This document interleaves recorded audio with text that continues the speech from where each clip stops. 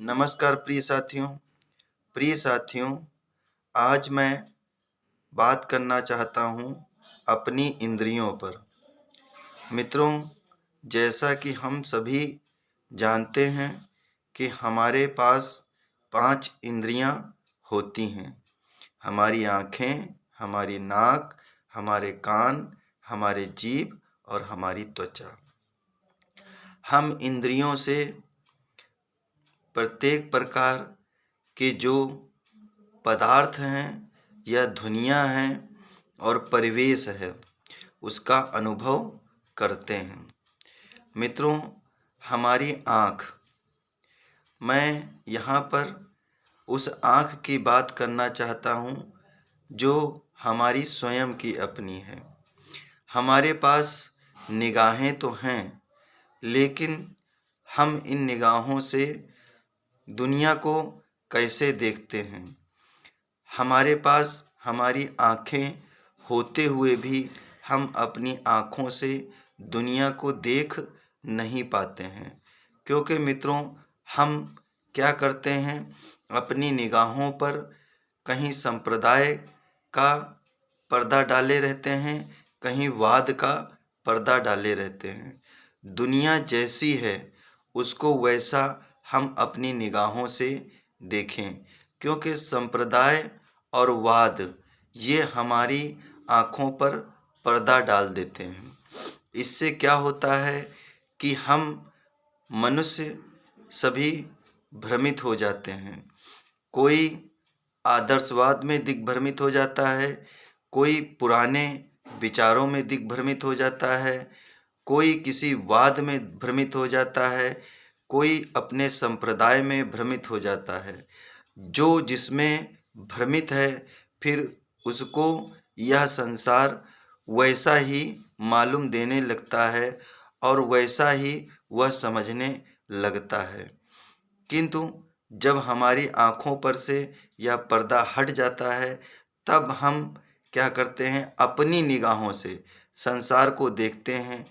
न किसी संप्रदाय की दृष्टि से देखते हैं, न किसी वर्ग की दृष्टि से देखते हैं, न किसी वाद की दृष्टि से देखते हैं।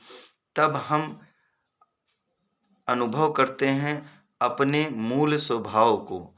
मित्रों, जब तक हम अपने मूल स्वभाव को अनुभव नहीं करते हैं, तब तक हम किसी न किसी वाद में, वर्ग में, संप्रदाय में दिग्भ्रमित रहते हैं और उसी को हम सत्य मान लेते हैं।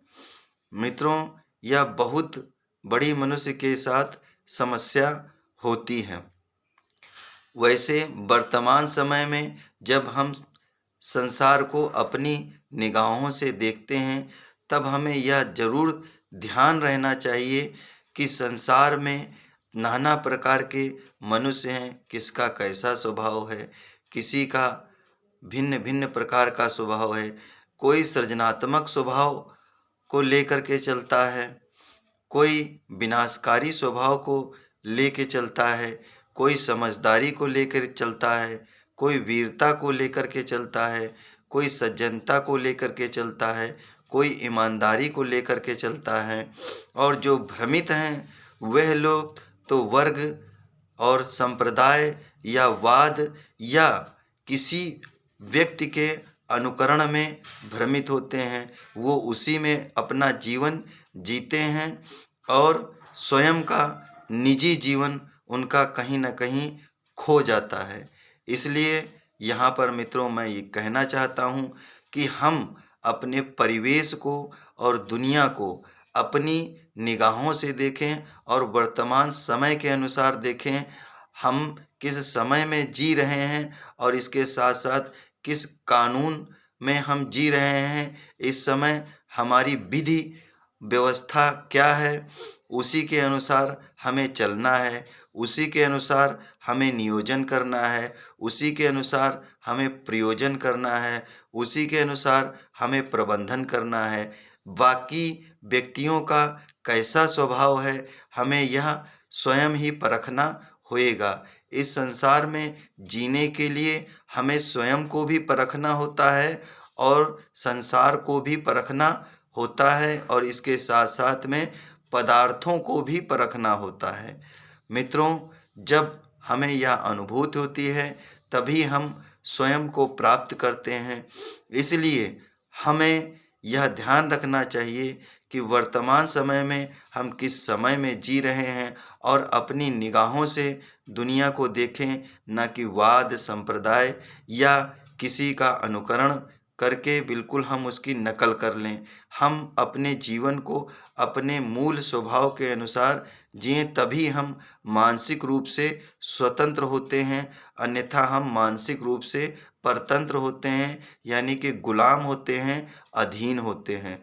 तो मेरा मित्रों, यहाँ पर आपसे यह कहना है कि अपनी ज़िंदगी में अपनी निगाहों को खोलो और जो पर्दा है इसे हटा लो, क्योंकि जब तक ये पर्दा नहीं हटेगा तब तक आप अपने आप को प्राप्त नहीं होंगे, बल्कि गुलामी में ज़िंदगी जीते रहेंगे। और अपने कानों में जब व्यक्ति भ्रमित होता है तो उसे भ्रामक विचार बहुत पसंद आते हैं। मित्रों, भ्रामक विचार वाद में फंसे हुए व्यक्ति को वाद वाले विचार पसंद होते हैं। ठीक, वो वैसा ही सुनना पसंद करता है, वैसा ही बोलना पसंद करता है। मित्रों, जैसे कि हमारी सारी इंद्रियां किसी वाद में, किसी संप्रदाय में ही भ्रमित रहती हैं और हमारा पूरा जीवन इसी में चला जाता है। हम अपने मूल स्वभाव को प्राप्त ही नहीं कर पाते हैं।